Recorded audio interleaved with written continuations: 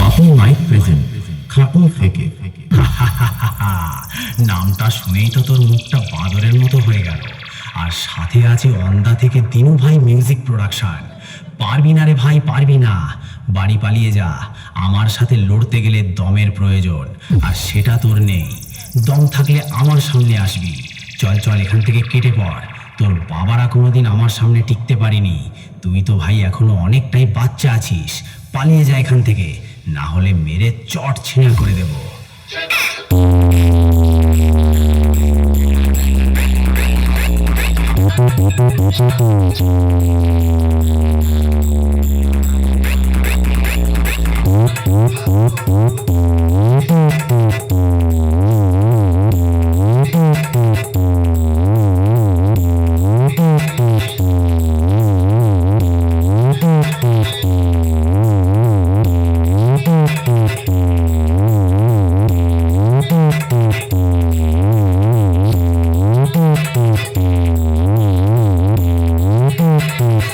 বাপু mic present Khatun থেকে।